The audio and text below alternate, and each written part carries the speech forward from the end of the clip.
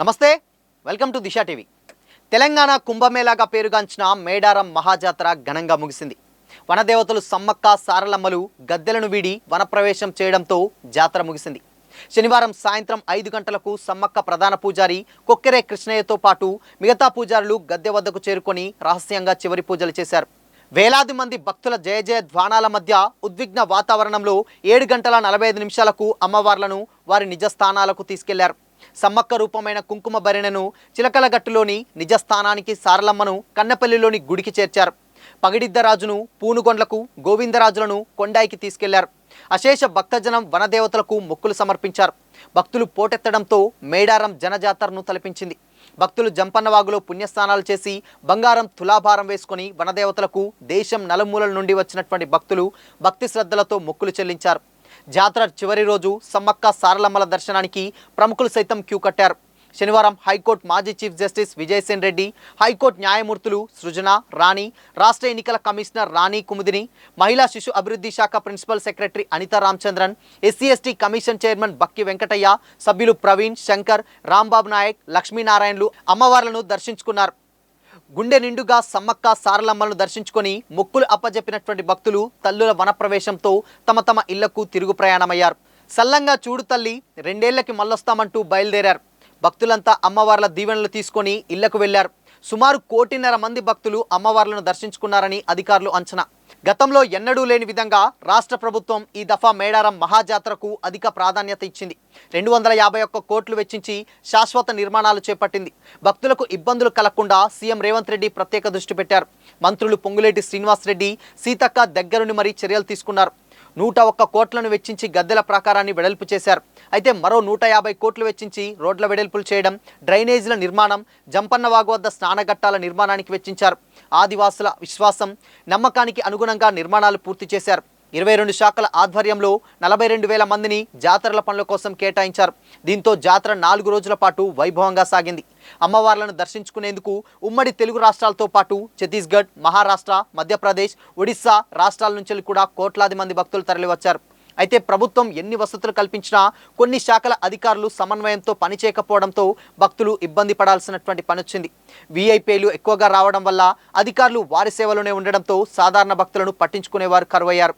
జాతరకు అనుగుణంగా దానికంటే ఎక్కువ సంఖ్యలో భక్తులు ప్రైవేట్ వాహనాల్లో రావడంతో ట్రాఫిక్ తిప్పలు కూడా తప్పలేదు.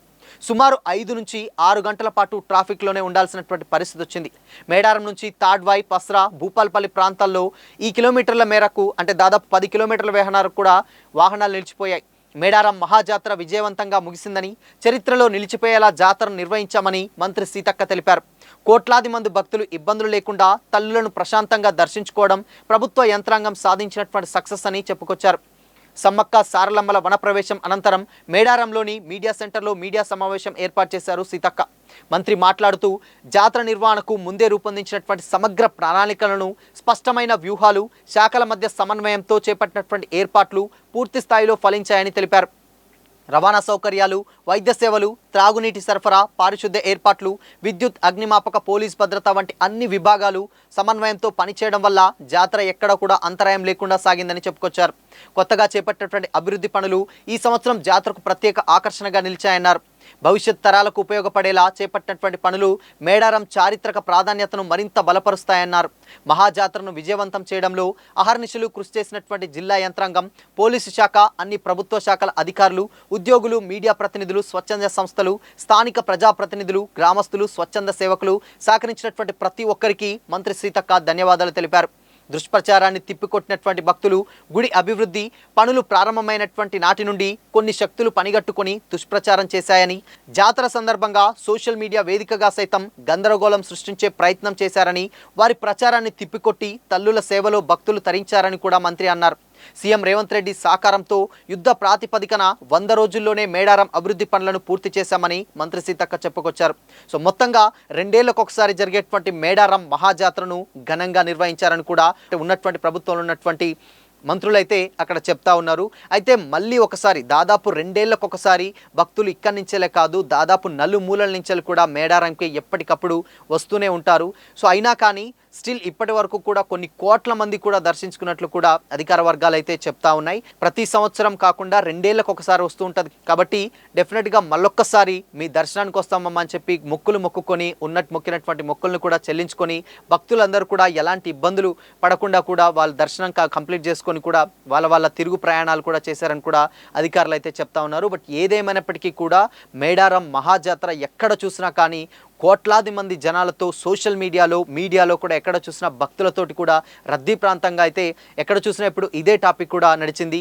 లేటెస్ట్గా జరిగినటువంటి కొన్ని ఇన్సిడెంట్స్ ఏదైతే సీతక్క చేసినటువంటి డ్యాన్స్ అయితేనేమి, పోలీస్ అధికారులు చేసినటువంటి డ్యాన్స్ అయితేనేమి ఎక్కడకు చూసినా కూడా సోషల్ మీడియాలో వైరల్ అయ్యాయి. ఆ సాంగ్స్ స్టిల్ ఇప్పటి వరకు కూడా ప్లే అవుతూనే ఉన్నాయి. సో సంబురంగా అంటే దాదాపు వేల మంది కాదు లక్షల కోట్ల మంది భక్తులు వచ్చినా కానీ ఈ మేడారం మహాజాతర అలాంటి ప్రత్యున్నతమైనటువంటి ఒక మంచి స్థానాన్ని కలిగినటువంటి జాతరగా ఇప్పుడు తెలంగాణ రాష్ట్రంలోనే ఉందని కూడా ప్రతి ఒక్కరూ చెప్పుకుంటూ ఉన్నారు. అయితే మొత్తంగా ఇప్పటి వరకు కూడా దాదాపు ఎప్పుడు కూడా అభివృద్ధి పనులు ఏ రాష్ట్ర ప్రభుత్వాలు ఉన్నా కానీ మేడారం జాతరకు ఎక్కడో ఒక చోట కొంచెం ఇబ్బందులు తలెత్తాయని కూడా కొన్ని కామెంట్స్ కూడా వింటూ ఉన్నాం. అయితే ఈసారి 2026 సంవత్సరంలో జరిగినటువంటి మేడారం జాతరను ప్రత్యేకంగా టెక్నాలజీ పెరగడంతో కూడా చిన్నపిల్లలు ఎవరైనా పెద్దవాళ్ళు ఎవరైనా తప్పిపోకుండా ఉండడానికి పోలీస్ యంత్రాంగం ఒక డిఫరెంట్ స్ట్రాటజీస్ని కూడా ఈసారి యూజ్ చేసిందని అయితే చెప్పొచ్చు. వాళ్ళ చేతులకి ఫస్ట్ రాగానే రిజిస్టర్ చేసుకొని వాళ్ళ చేతికి ఒక బ్యాండ్ ఇచ్చి ఆ బ్యాండ్కి సంబంధించినటువంటి డీటెయిల్స్ రాసి దాంట్లో ఒకవేళ కనుక తప్పిపోతే ఆ క్యూఆర్ కోడ్ని స్కాన్ చేయడం వల్ల ఆ పిల్లలు ఎవరు లేకపోతే ఆ పెద్దవాళ్ళు ఎవరు అనేది ఒక క్లారిటీ కూడా వచ్చేటువంటి సిచ్యువేషన్స్ అయితే అలా వాళ్ళు క్రియేట్ చేయడం జరిగింది. సో అందుకోసమనే ఈసారి ఎక్కువగా తప్పిపోలేదు, ఎవరు కూడా తప్పిపోయిన వెంటనే దొరికారు. అండ్ ఫోన్ సిగ్నల్స్ కానీ లేకపోతే ఇవన్నీ టెక్నాలజీ పరంగా కూడా ఎక్కడ కూడా ఎలాంటి ఇబ్బంది లేకుండా కూడా ఈ జాతరను మహత్తరంగా ముగిసింది అని కూడా అధికార వర్గాలు కానీ లేకపోతే ఇక్కడ ప్రభుత్వాల్లో ఉన్నటువంటి మంత్రులు కానీ చెప్తా ఉన్నారు. సో మొత్తంగా మళ్ళీ ఒకసారి అంటే 2 ఏళ్లకు ఒకసారి వచ్చేటువంటి ఈ జాతరని మళ్ళీ మీ దగ్గరకు వచ్చి మొక్కుకుంటాం తల్లి అంటూ కూడా భక్తి శ్రద్ధలతోటి భక్తులందరూ కూడా వాళ్ళ మొక్కులు చెల్లించుకొని మళ్ళీ తిరుగు ప్రయాణం అయ్యారు. దాదాపు అంటే 2026 అంటే మళ్ళీ 2028 సంవత్సరానికి గాను ఈ దగ్గరకు వస్తాం తల్లి సల్లంగా చూడాలంటూ కూడా ప్రతి ఒక్క భక్తులు కూడా మొక్కుకొని వెళ్ళినటువంటి దృశ్యాలు కూడా సోషల్ మీడియాలో అయితే వైరల్ అవుతున్నాయి.